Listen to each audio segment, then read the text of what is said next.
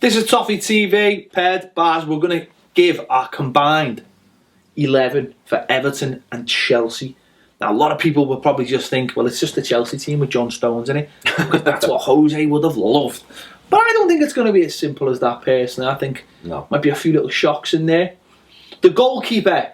Formation, we're going to go 4-4-2, right, haven't we? We've agreed that, 4-4-2. Kicking it old school. The goalie. Robles, yeah, Robles.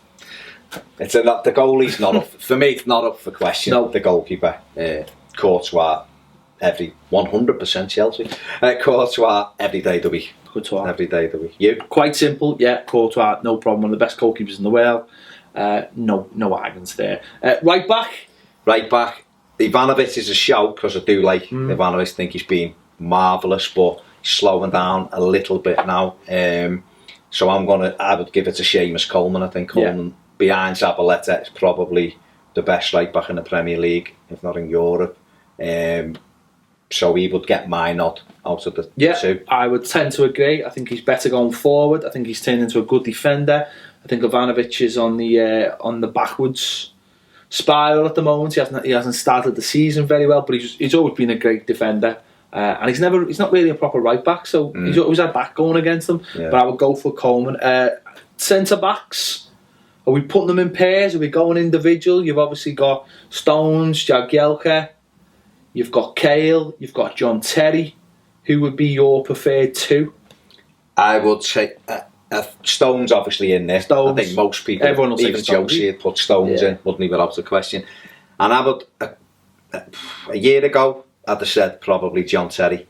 But I think I'm going to go with Jagielka. Ooh, keeping the pace. I'm going to keep them together. Because I still think Jags is a very, very good defender. Gary Cahill, sorry, can't have him. But I think he's bang average. And I think Chelsea fans will probably say that as well. I think Jagielka is better than Cahill.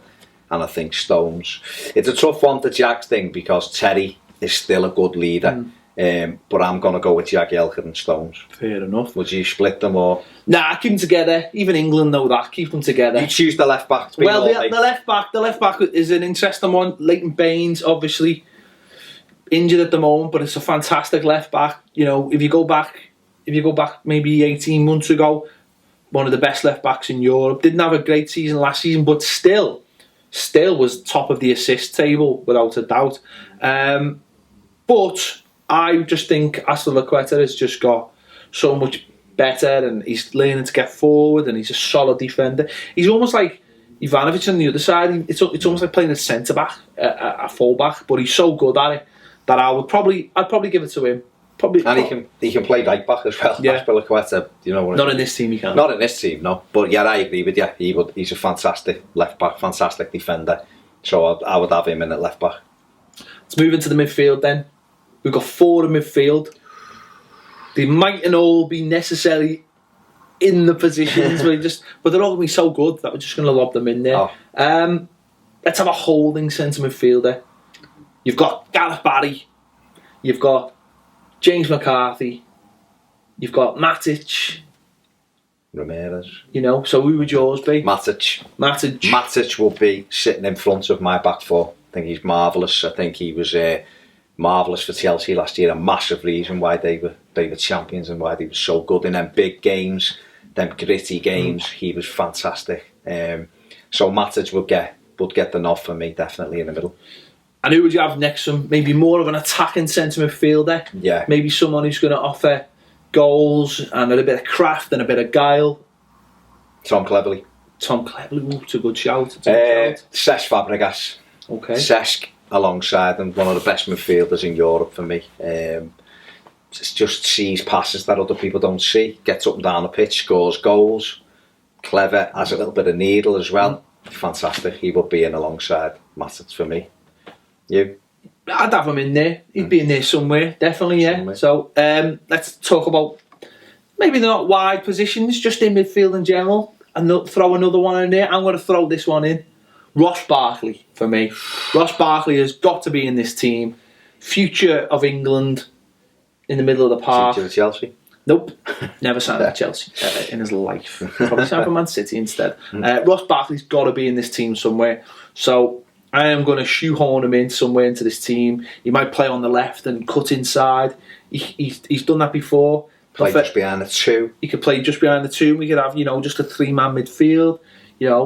Bit narrow, let the full-backs push on. We're getting too far into tactics now. But Ross Barkley, for me, he's got to be in this team. Started the season fantastically well for Everton. Assists, goals. He's done well for England, scored a goal for England. Looks like he's gone up a level. Yeah. He's got all the attributes. Definitely worthy of a place in that midfield. Last place in midfield. The last place is a tough one because there's so many brilliant players that probably aren't going to get in, and you'd go for someone along the lines of Willian, who, when he isn't with the Black Eyed Peas, is marvellous up and down, creating it. But you can't have any kind of midfield without Eden Hazard. And I'm saying that when Pedro's waving to me over here off camera. But Eden Hazard would get in because basically he can play in his flip-flops. He's absolutely world class. Yeah. And that leaves us with 2 players left, 2 strikers in the team. Who's it going to be? Diego Costa obviously is a no-brainer. Fantastic centre forward, waltzes into that side, aggression, elbows, goals, hold-up play.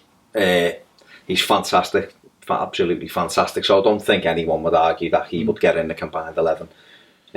So Costa takes one of the roles, and the other one goes to Romelu Lukaku, who could effectively play really well with him, because you've just mentioned there, Costa holds the ball up really well. Romelu Lukaku then can move into the channels, can play wide at times, maybe turn this team into a 4-5-1 when needed. We've seen Everton use him in that position as well. So I think that could work really well. Rom's strengths are obviously running with the ball. Once he gets his head down and runs at people, he's very hard to stop. He's a great finisher as well. He generally hits the target. He's a handful when he wants to be and needs to learn to be a little bit more. Maybe lean a little bit off Costa. I think they could work really, really well together. I do for all of those reasons. Different players, they complement each other in different ways. Like you say, Rom can pull wide, and who better to be on the end of any deliveries than Costa? And Lukaku would benefit from this side, from having Hazard and Fabregas, Ross Barkley. This is a good side. Is a good team. This is the team that will beat most teams. It's got 5 Everton players in and 6 Chelsea players in. Who would have thought that? Who would have thought the champions of England would be infiltrated by so many Everton players who finished 11th last season? Probably nobody else but a pair of Evertonians, of course, because this is our channel. I'm going to back our boys all the way. You're probably going to completely disagree with us, but that's fine.